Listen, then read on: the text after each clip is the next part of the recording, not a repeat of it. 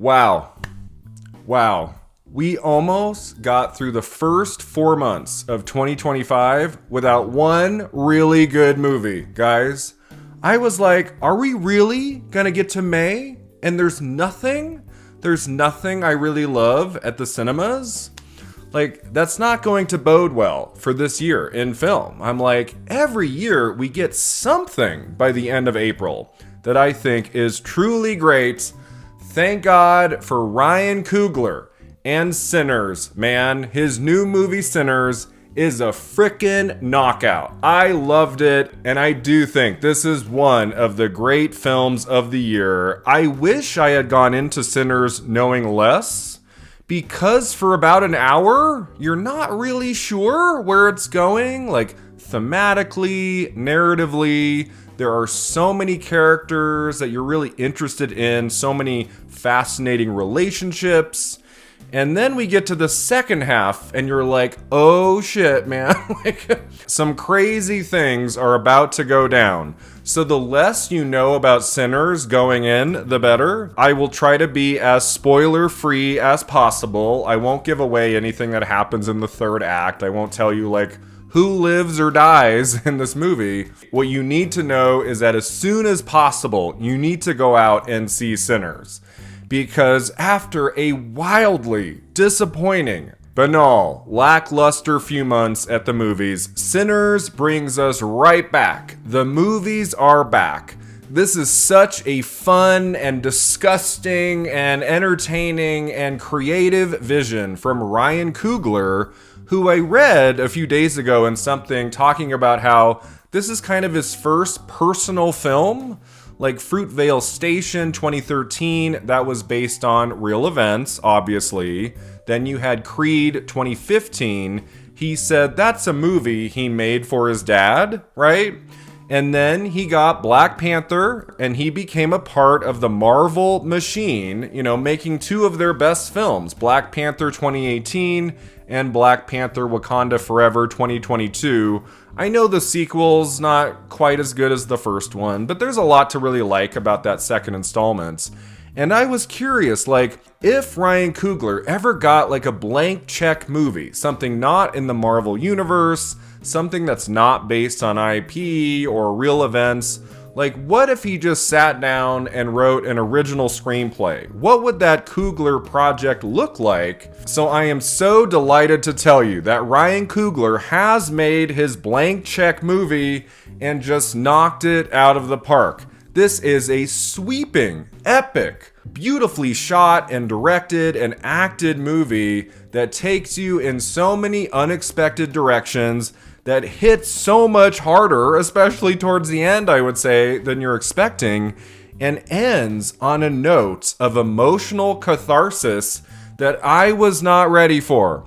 I was not prepared. I walked into Sinners expecting a lot, to be honest, based on the word of mouth I've been hearing and reading the last few days, and based on Ryan Coogler's track record. He is such a talented director. Like, he hasn't missed once for me. I've liked or loved everything he's directed so far. And the fact that Sinners is a genre bender, I adore me a really fun genre bender. Something that, like, we think it's this for a while, but actually no, it's this. And then by the end, you're like, oh, like, that's what he was doing this whole time. That was the point of jumping around in all of these different genres. It's for this ending. This beautiful ending. Ryan Coogler is balancing a lot in Sinners, and I feel like a less talented, less experienced director would have gotten lost in this, wouldn't know exactly how to pull all this off, but you are always in really good hands with Coogler from one scene to the next, the way the camera moves throughout these spaces, the performances he gets out of his actors. Watching Sinners is just a breathtaking, lovely experience as a movie enthusiast, because you are in good hands, and it's just a delight from moment to moment to see what he's going to do next. So very briefly about the plot, if you somehow have no idea what this movie is, again, the less you know the better. I'm not gonna say much. Basically, in the opening 20 to 30 minutes, we've got like a prologue, we've got a little bit of a taste as to the kind of genre this is going to morph into. But the basics of this narrative is that Michael B. Jordan plays two roles, twin brothers. In this movie, you get two Michael B. Jordans, so it's already great. Like I knew in the first shot we see of him as twin brothers in this like insanely well done shot where the camera's moving around him and they're sharing a cigarette and things, and you're like, wow, like that looks pretty realistic. This is a period film set in October 1932, set in Mississippi. The twin brothers spent some time in Chicago. They stole some money from Chicago gangsters, and now they've returned back home where they have a lot of friends and familiar faces, and they want to do something for their town, so they purchase a sawmill from a racist landowner to start a juke joint for the local black community. And a big chunk of this movie is set in one place, one building, the juke joint's opening nights, where relationships are established and changed. You have a wonderful cast in this movie, not just Michael B. Jordan. You have Delroy Lindo, who is a pleasure in this. You have Haley Steinfeld, who hasn't been in too many dramatic films, I would say. Since True Grit 15 years ago, she plays like an old flame of one of the twin brothers. Miles Caton plays their cousin Sammy, who is an aspiring guitarist, a very gifted musician who is going to play this opening night at the juke joint. And then Jack O'Connell shows up as a character named Remick, who, let's just say, has some vicious plans in mind for the evening. That's really all I'll say about the plot. I don't want to say much more than that. Again, the less you know, the better. This is a movie about starting over. This is a movie about like fighting for your life in the most unexpected of circumstances. It's about love and death and everything in between. And Ryan Coogler has taken on a lot in this movie. It's not epic in the way that the Black Panther movies are. We're not going from one exotic location to the next. Most of Sinners takes place in a building. The epic quality to this movie comes in its presentation of all of these characters, their wishes and hopes and dreams, and how so many of them are going to be wiped out by the end of the night, and the audacious, grand visual scope to this narrative. Like shot on IMAX cameras. I don't know if the whole thing was shot on IMAX, but some of it was at least. This movie cost upwards of like $100 million, and you see that money on the screen. Some of the camera work in Sinners took my breath away. I love me a good oneer, you know, a camera shot that doesn't cut, that roams through the space. You really get a sense of where all the characters are and what this building looks like. If characters need to escape, you know, you get a sense of where all of the doors are, the entrances and exits and things. The cinematography of this movie is a standout. It is quite something. A lot of it takes place at night. One of my few quibbles with the film is that some of the very later scenes are almost too dark, to the point where there was a pivotal scene near the end where I couldn't really see the characters' faces, and part of that might have been my theater, I don't know. But I was doing this. I was like, wait, who? Like, oh, what? You know? And whenever like a movie is lit too dark at times, I can be like, I know it's artificial to blast too much light on the characters.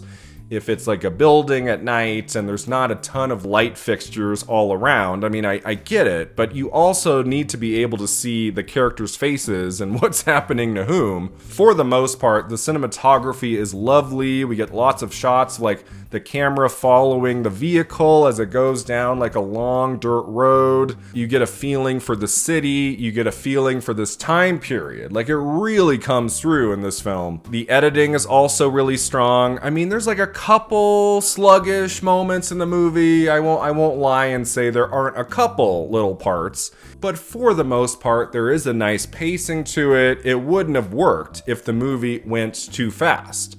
If it felt like, you know, Black Panther or something, we'd be kind of confused in the audience. I think the pacing suits this story. And when things ramp up in the tension and suspense, it's for a reason. In the third act of this movie, Ryan Coogler wants to get your heart racing, and boy does he. The sound work is excellent, the makeup effects in this movie are rock solid, and the performances by this cast are outstanding. Michael B. Jordan is one of those actors who always makes a movie better. If he's in like just a few scenes, if he's the lead, there's something about his presence in a film I have always gravitated to. And what he does so brilliantly in Sinners is play two twin brothers in a way you always know which brother we're watching.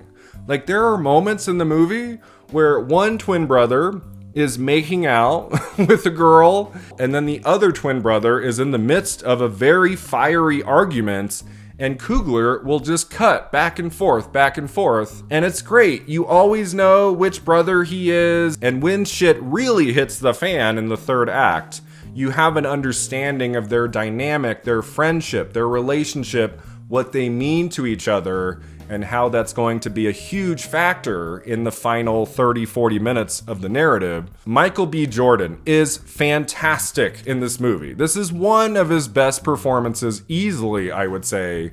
And then you also have Delroy Lindo, who is he's such a lovely addition to any movie, and he's got some memorable moments. Miles Caton, I don't know if I've seen him in a project before, but he has some presence too in this. He's very funny at times. Like, he's hitting on this woman who thinks he's too young, and she's like, I don't know, you're just a kid. And he's like, oh, just watch me. He is an R&B singer as well as an actor, so I think we're going to be hearing his name a lot in the years to come. Jack O'Connell is terrifying in this movie. It's the scariest performance he's ever given, and he's been around for many years. I've adored his performances here and there. This is a new side to Jack O'Connell we have never seen before, I feel. And I was just taken with what he does in this. He is absolute batshit crazy in this movie, and it was so much fun to watch. And then Haley Steinfeld, I was so happy to see her in a dramatic film again, given a very rich role. She's got some wonderful dialogue scenes. She gets a lot to do in Sinners. And she is so freaking great in True Grit, her Oscar-nominated role, her debut film, right? That was her first big movie. And that was 15 years ago. I'm watching Sinners, and I'm like, what was the last movie I've seen her in? It's been a while. Like, the only ones that come to mind are the Pitch Perfect films. Like, she was in a couple of those, right? Sinners reminds us how much of a dynamite actress she can be. I was like, damn, like, this is the best acting she has done since True Grit. I was thrilled that she was thought of for this movie. It's so hard, guys. It's so hard to talk about this movie and not give away a bunch of spoilers. To go into anything that happens in the second half will just spoil it for you. I don't want to do that. But, let me just say, there are vampires. There are vampires in this movie. And, like, if you've seen a trailer, if you've read up on this movie at all, you have to know that, right? This movie does turn into a horror film in the second half, and it feels earned. It feels like this is what all of these character relationships, all of these plot elements are slowly leading us toward at the end. And as it dawns on you that we are getting a little bit of From Dusk Till Dawn, in Sinners, that kind of genre-bending film that starts as one thing and ends as another. But as much as I love From Dusk Till Dawn, that's a really fun movie, Sinners is so much more than that. The second half of Sinners is not just about frightening you and entertaining you. Like, everything that happens in the second half serves a purpose thematically for many of these characters and their relationships. And by the very end, you are just in awe of the journey you have been on in this film. Let me tell you right now, when written and directed by Ryan Coogler comes up on the screen, do not leave the theater. Don't leave for a few minutes. Let some of those credits play out, because there's one more extended scene after those initial end credits that is some of the most beautiful work in the entire movie. Everything you have watched for 2 hours plus, it all culminates into this moment that takes place after the first minute and a half, 2 minutes of end credits. So don't leave your seat yet. Hang tight. You don't have to stay all the way to the very end, but don't leave right when you see Coogler's name. Stay put. So yeah, if you're a horror fan like myself, you are in for a treat with Sinners. You have to be patient. It takes a while to get to the gnarly kills and the violence and the attacks and so much carnage in the last 20-30 minutes, but it is well worth the wait. And along the way, in the opening hour 10, is also great. It's not like you have to sit there and be just take me to the terror. That's why we're here. Sinners is so much more than the horror, vampire elements of it all. Those early scenes are also interesting and funny and surprising. From the very beginning, this is a very complex story that Ryan Coogler has handled as a screenwriter and as a director brilliantly. And I would not have expected anything less from this guy. What a talent, what a great storyteller, what an amazing film. What a treat, really, he has given us with Sinners. Now, do I think this is going to be an Oscar movie? No. I think it's possible, if this movie hangs on enough, it could get into a couple below the line categories. Could it get into screenplay, director, picture, acting? I don't think so. I think the genre-ness of this movie is going to hurt it. The April release hurts it. I think back to a year ago, my two favorite films of April 2024 were Civil War and Challengers, and a lot of people like myself really loved those movies, and neither one got a single Oscar nomination. And those weren't horror films, they weren't vampire movies.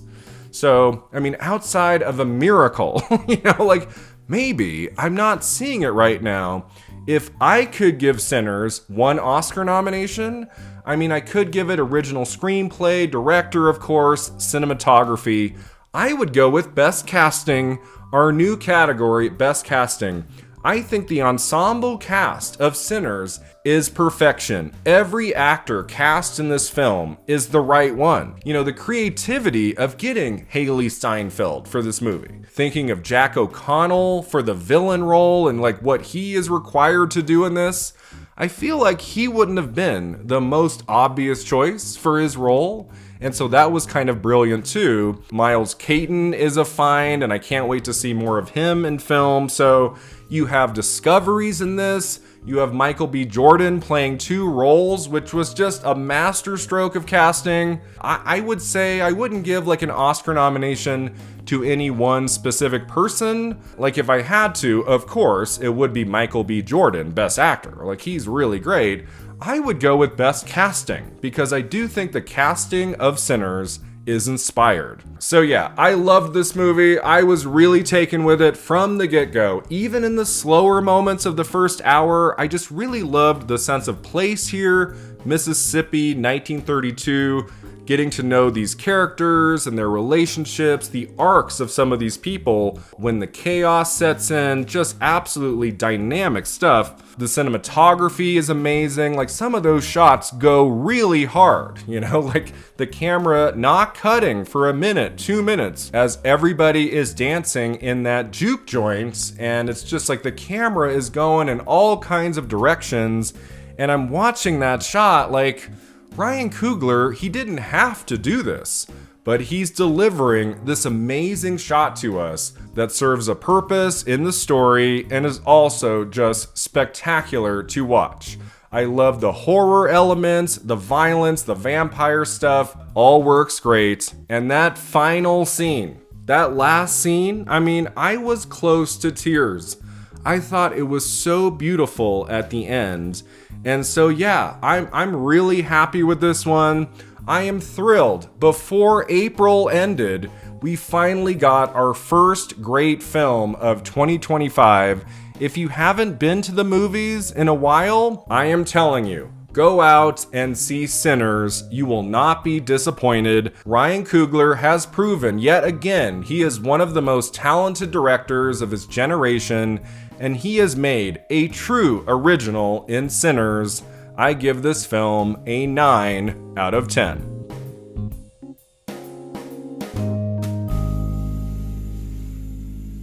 Thanks so much for watching and subscribing, and let me know in the comments below, what did you think of Sinners? And I'll see you next time at the Awards Contender.